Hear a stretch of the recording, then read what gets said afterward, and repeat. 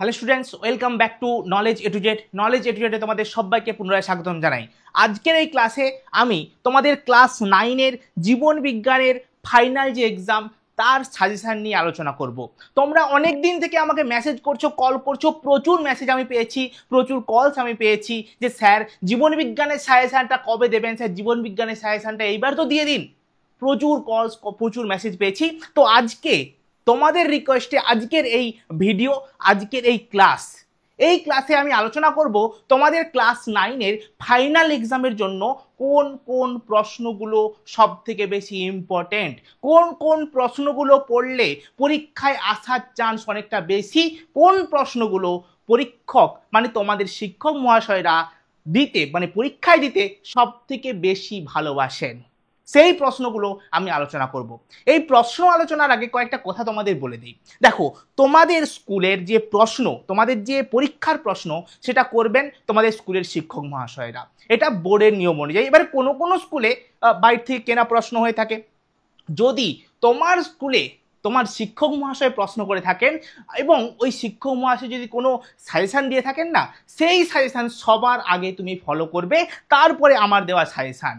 কিন্তু মজার কথা কি জানো তো, আমার এই সাজেশন এবং ওনার সাজেশন অনেকটা মিলে যাবে, সেটা নিয়ে তোমার চিন্তার কোনো কারণ নেই। তো চলো দেখে নাও যে কোন কোন প্রশ্নগুলো বেশি ইম্পর্টেন্ট। দেখো, তোমাদের যে পরীক্ষা হয়, তোমাদের 3 ধরনের প্রশ্ন থাকে। 1 মার্কসের প্রশ্ন থাকে, 2 মার্কসের প্রশ্ন থাকে এবং 5 মার্কসের প্রশ্ন থাকে। এই যে 5 মার্কসের প্রশ্নটা দুভাবে থাকতে পারে। এক হতে পারে তাতে ছবি রয়েছে, হতে পারে ছবি, কিংবা এই যে 5 মার্কসের প্রশ্ন পূর্ণমান 5 হিসাবেও থাকতে পারে। বেশিরভাগ যেটা থাকে সেটা হচ্ছে 2 + 3, 3 + 2, এইভাবে এইভাবে এই প্রশ্নগুলো থাকে। অতএব তুমি যদি বড় প্রশ্নের ক্ষেত্রে দেখো, 2 নাম্বার এবং 3 মার্কসের প্রশ্ন যদি তুমি খুব ভালো করে যাও, তাহলে কিন্তু এখান থেকে তুমি কমন পেয়ে যাওয়ার চান্স খুবই বেশি। ওকে, তাহলে বুঝে গেছো কিভাবে কি করতে হবে। চলো এবারে কোন প্রশ্নগুলো বেশি ইম্পর্টেন্ট, কোন প্রশ্নগুলো তোমাকে করতে হবেই, সেই প্রশ্নগুলো দেখে নেই। চলো ঝটপট করে একবার দেখে নাও যে কোন প্রশ্নগুলো সব থেকে বেশি তোমাদের পরীক্ষার জন্য ইম্পর্টেন্ট রয়েছে। দেখো, এই যে প্রশ্নগুলো তোমাদের যে তোমাদের যে পরীক্ষা হবে সেটা হচ্ছে তোমাদের 5টা চ্যাপ্টার নিয়ে পরীক্ষা হবে। ওকে, 5টা চ্যাপ্টার নিয়ে তোমাদের পরীক্ষা হবে। হ্যাঁ, সেটা তো তোমরা জানোই। আচ্ছা, নেক্সট আসো। নেক্সট, প্রথম চ্যাপ্টার জীবন ও তার বৈচিত্র্য। আচ্ছা, এখানে একটা জিনিস লক্ষ্য করো, 2 ধরনের কালি আমি ব্যবহার করেছি, 2 ধরনের রং আমি ব্যবহার করেছি, একটা সবুজ একটা সাদা। স্যার সবুজ রংটা কেন ব্যবহার করেছি? সবুজ রংটা হচ্ছে খুব বেশি ইম্পর্টেন্ট, ওগুলো হচ্ছে very very very very important. আর সাদাগুলো হয়তো একটু কম, হয়তো একটু কম। তোমার যদি কিচ্ছু পড়া না হয়ে থাকে, তাহলে সবার আগে যেটা করবে, তুমি সবুজ কালির যে প্রশ্নগুলো আছে ওগুলো তুমি সবার আগে করবে, তারপরে সাদাগুলো করবে। আমি বলবো তুমি সবুজ এবং সাদা দুটোই করে যাও, কারণ পরীক্ষার সময় রিস্ক নেওয়ার কোনো প্রয়োজন নেই। ওকে, আমি সমস্ত প্রশ্ন এক এক করে দেখিয়ে যাচ্ছি, আর তুমি স্ক্রিনশট নিতে থাকো। হ্যাঁ, তুমি স্ক্রিনশট নিতে থাকো, এবং তুমি যদি চাও যে স্যার পিডিএফটা দিয়ে দেবেন, তাহলে পিডিএফও পেয়ে যাবে, কোথায় পেয়ে যাবে এবং সমস্ত কিছু বলে দেবো। চলো তোমরা ঝটপট করে স্ক্রিনশট নিয়ে নাও প্রশ্নগুলো। এই প্রশ্নগুলো তুমি যদি করে যাও, তাহলে এখান থেকেই কিন্তু প্রশ্ন আসবে। দেখো, একটা কথা বলে দিই, যেমন এখানে একটা প্রশ্ন রয়েছে যে স্যার সরীসৃপের বৈশিষ্ট্য চাইছে, সরীসৃপের বৈশিষ্ট্য চাইছে, কিন্তু প্রশ্ন ঘুরিয়ে প্রশ্ন আসতে পারে। কেমন প্রশ্ন আসতে পারে? ধরো কোনো একটা বৈশিষ্ট্য দিয়ে দিল, কোনো একটা বৈশিষ্ট্য দিয়ে বললো এটা কার বৈশিষ্ট্য, কিংবা বললো যে গিরগিটি এটা কোন শ্রেণীর প্রাণী, এর দুটো বৈশিষ্ট্য লেখো। তোমাকে জানতে হবে যে গিরগিটিটা এক ধরনের সরীসৃপ। ওকে, তাহলে তোমাকে ভালো করে প্রত্যেকটা পয়েন্ট কিন্তু পড়তে হবে, বই ধরে ধরে খুব ভালো করে পড়তে হবে। ওকে, এইভাবে করে সমস্ত প্রশ্ন যদি তুমি রেডি করতে পারো, এই যে প্রশ্নগুলো দিয়েছি এই প্রশ্নগুলো যদি তুমি সমস্ত রেডি করতে পারো, তাহলে তোমার কিন্তু পরীক্ষায় ভালো নাম্বার পাওয়া কেউ আটকাতে পারবে না। অতএব তোমাকে এই প্রশ্নগুলোকে খুব ভালো করে করতে হবে। ওকে, যেমন ধরো এখানে একটা রয়েছে মানুষের দন্ত সংকেত লেখো। দেখো, মানুষের 2 ধরনের দন্ত সংকেত হয়, একটা হচ্ছে শিশুদের, একটা হচ্ছে পরিণত প্রাপ্তবয়স্ক মানুষের। হয়তো তোমাকে প্রশ্ন করলো যে শিশুদের দন্ত সংকেত লেখো, তোমাকে কিন্তু ওই শিশুদের দন্ত সংকেতটা লিখতে হবে। অতএব এই প্রশ্নের ভেতরেই লুকিয়ে আছে তোমার সেই পরীক্ষার প্রশ্ন। ডাইরেক্ট এই প্রশ্ন আসতে পারে, কিংবা ধরো একটু ঘুরিয়ে দিতে হয়, সেই প্রশ্নগুলোকে তোমাকে চিনতে হবে। আর তুমি যদি এই প্রশ্নগুলোকে খুব ভালো করে করতে পারো, তাহলে কিন্তু একটাও প্রশ্ন এর বাইরে যাওয়ার চান্স খুবই কম। ওকে, তো চলো তুমি স্ক্রিনশট নিতে থাকো, আমি আর পড়ছি না প্রত্যেকটা প্রশ্ন, তুমি সুন্দরভাবে বুঝতে পারবে এবং সমস্ত প্রশ্ন ঝটপট করে স্ক্রিনশট নিয়ে নাও। ওকে চলো ঝটপট করে তোমরা স্ক্রিনশট নিয়ে নাও, ঠিক আছে।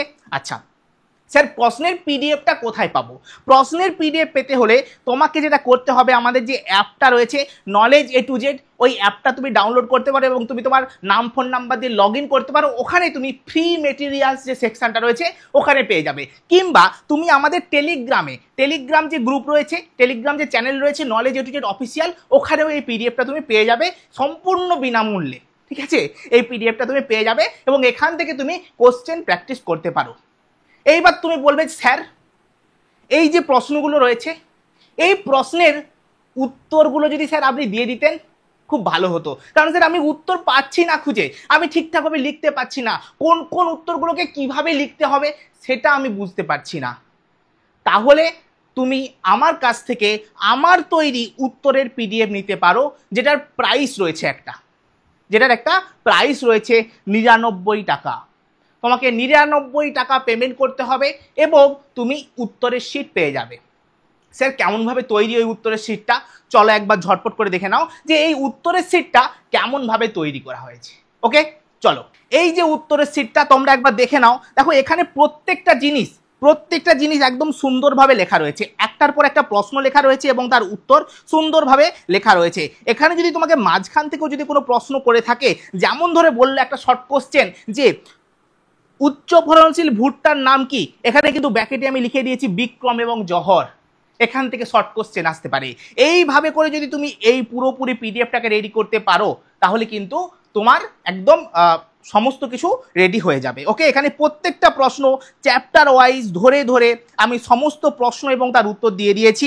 এটা হচ্ছে তোমাদের উত্তরের পিডিএফ, তোমরা চাইলে এটা আমার কাছ থেকে নিতে পারো, কিন্তু আমি বলবো আমার যেটা সাজেশন থাকবে সেটা হচ্ছে তুমি নিজে থেকে এই উত্তরগুলোকে তৈরি করো। আর যদি তুমি না পেরে থাকো, তোমার যদি মনে হচ্ছে স্যার আমি পারবো না, কোনোভাবেই পাচ্ছি না, আপনি উত্তর শিটটা দিন, ওখান থেকে আমি রেডি করব, তাহলে অবশ্যই তোমাকে ওয়েলকাম।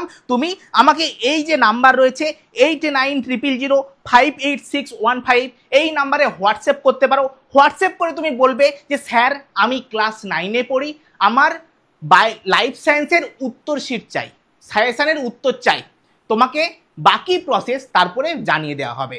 অতএব তুমি বুঝতে পেরেছো যে কিভাবে কি করতে হবে, আর প্রশ্নের পিডিএফ তোমরা কোথায় পাবে সেটাও তোমরা বুঝে গেছো। আশা করছি তুমি খুব ভালো করে পড়াশোনা করবে, তোমার পরীক্ষাটা খুব ভালো হবে। আর এই যে আমি পিডিএফ দিয়ে দিলাম, এই যে আমি তোমাকে স্ক্রিনশট তুলতে দিলাম, এই স্ক্রিনশটগুলো ফোনে যেন না রয়ে যায়, এগুলো যেন পরীক্ষার খাতায় এর প্রতিফলন দেখা যায়। ওকে, যেন এগুলো পরীক্ষার খাতায় এর প্রতিফলন আমি দেখতে পাই। দেখবে এখান থেকেই যদি তুমি খুব ভালো করে পড়ে যাও, এখান থেকেই তোমার প্রশ্ন আসছে এবং তোমার পরীক্ষা খুব ভালো হচ্ছে। এখনো সময় আছে, লেগে পড়ো, এখনো অনেক সময় আছে। তুমি যদি এখন থেকে প্রত্যেকটা মুহূর্তকে কাজে লাগাও, প্রত্যেকটা দিনকে কাজে লাগাও, তাহলে কিন্তু তোমার পরীক্ষা বেস্ট হবে। আশা করছি তুমি এই যে কথাগুলো আমি বললাম এই কথাগুলোকে কাজে লাগাবে এবং তোমার পরীক্ষাটা তুমি সুন্দরভাবে দিতে পারবে। চলো টাটা, আজকের ক্লাসে দেখা হচ্ছে তোমাদের সাথে নেক্সট ক্লাসে, টাটা।